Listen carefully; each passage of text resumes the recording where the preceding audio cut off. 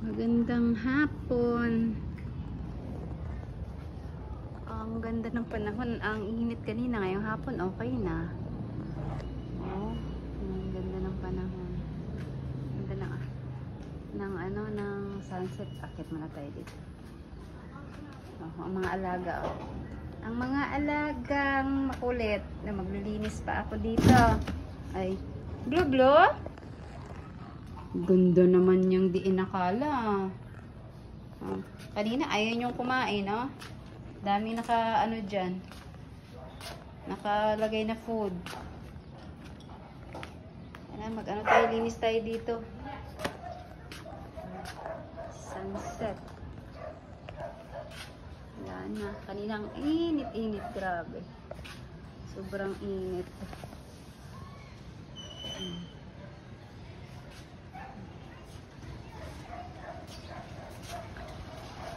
Ay, nakalimutan ko si Pulin pala. Nasa baba.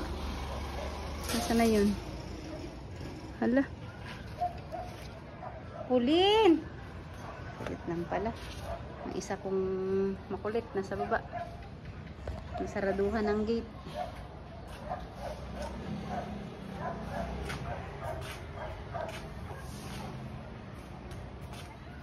Blo, kumain ka na, Blo.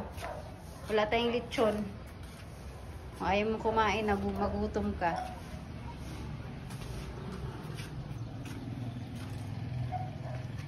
Pwedeng tulungan nyo ako maglaba. Pero wala. Oh, what happened? Peanut. Uy, ang peanut ko pagod yata sa trabaho. Lagi itong pagod eh. Mamayang gabi, ruronda na naman to eh. Yan. Si Tofu nandito pa rin sa amin. Dito na yata siya nakatira eh. Ayaw na yung umuwi sa amin, oh. Tofu. Sa amin, sa kanila pala. Tofu. Yan, si Tofu. Ayan, dito na siya nakatitira daw sa amin. Masaya daw dito, eh. Oh, si Peanut ko. Oh, take a look.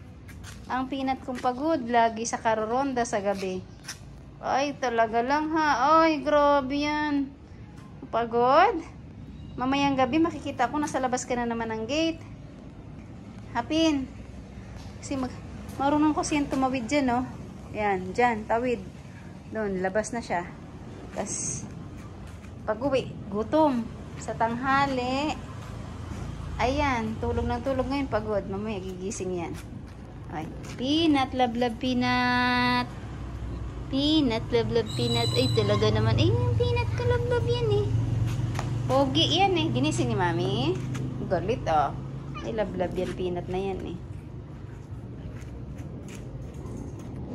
Tara, maglaba tayo ng basahan nyo. Ang dami nakatambak. Puti. Uy, huwag kang matulog-tulog dyan pag ikay nahulog dyan. Tingnan mo kung gaano kalalim. Oh, dyan ha. Pag ikay nahulog dyan, wala. Sasabog ng kan mo dyan. Saway ka ha. Baba ka na maya-maya, puti ha. Baba ka na maya-maya ha. Oh, walang reaction oh. Yung dalawa. Diyan lang kasi sa baba. Sa baba lang. Pag ikay nahulog dyan, iwan ko lang sa'yo. Peanut. Walang reaction. Na tayo, minute na.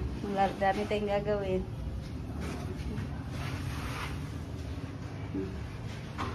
Pakalat-kalat kayo dito sa bahay.